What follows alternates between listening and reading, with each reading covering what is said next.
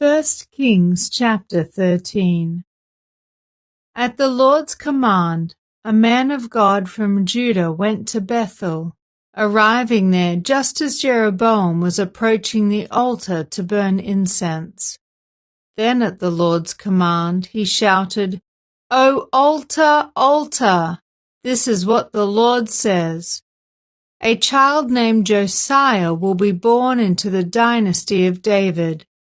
On you he will sacrifice the priests from the pagan shrines who come here to burn incense, and human bones will be burned on you." That same day the man of God gave a sign to prove his message. He said, "The Lord has promised to give this sign.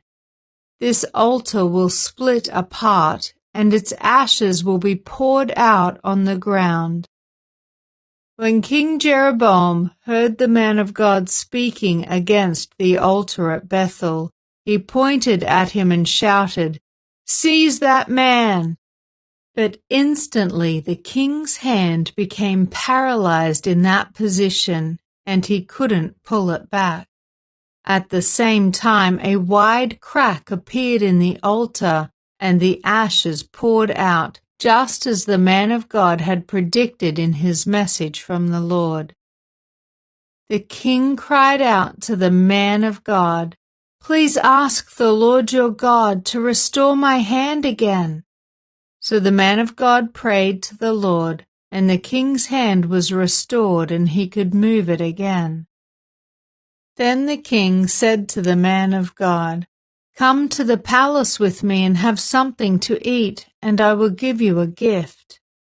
But the man of God said to the king, "Even if you gave me half of everything you own, I would not go with you.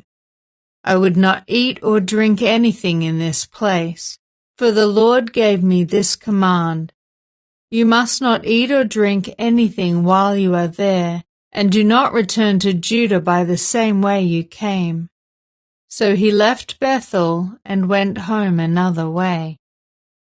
As it happened, there was an old prophet living in Bethel, and his sons came home and told him what the man of God had done in Bethel that day. They also told their father what the man had said to the king.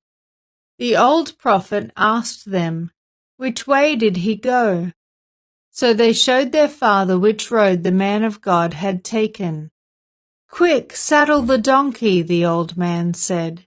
So they saddled the donkey for him, and he mounted it. Then he rode after the man of God and found him sitting under a great tree. The old prophet asked him, "Are you the man of God who came from Judah?"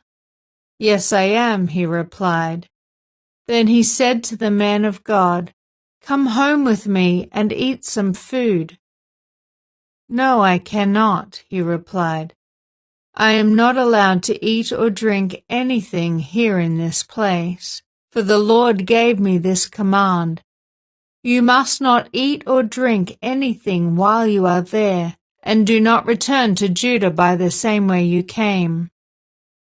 But the old prophet answered, "I am a prophet too, just as you are, and an angel gave me this command from the Lord.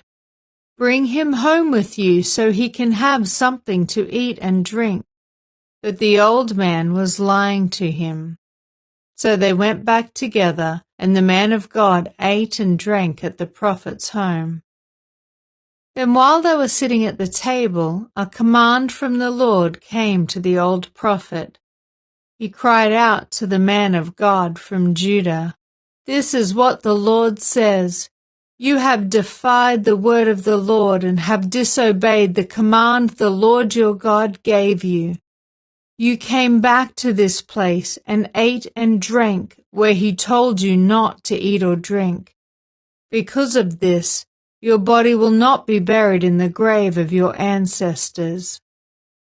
After the man of God had finished eating and drinking, the old prophet saddled his own donkey for him, and the man of God started off again. But as he was traveling along, a lion came out and killed him. His body lay there on the road, with the donkey and the lion standing beside it.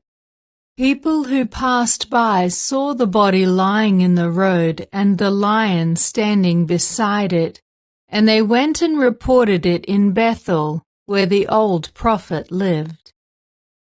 When the prophet heard the report, he said, "It is the man of God who disobeyed the Lord's command. The Lord has fulfilled his word by causing the lion to attack and kill him." Then the prophet said to his sons, "Saddle a donkey for me." So they saddled a donkey, and he went out and found the body lying in the road.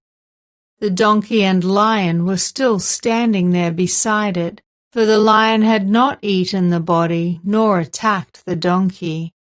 So the prophet laid the body of the man of God on the donkey and took it back to the town to mourn over him and bury him. He laid the body in his own grave, crying out in grief, "Oh, my brother!"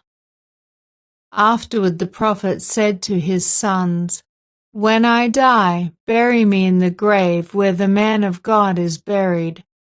Lay my bones beside his bones." For the message the Lord told him to proclaim against the altar in Bethel and against the pagan shrines in the towns of Samaria will certainly come true. But even after this, Jeroboam did not turn from his evil ways. He continued to choose priests from the common people. He appointed anyone who wanted to become a priest for the pagan shrines. This became a great sin and resulted in the utter destruction of Jeroboam's dynasty from the face of the earth.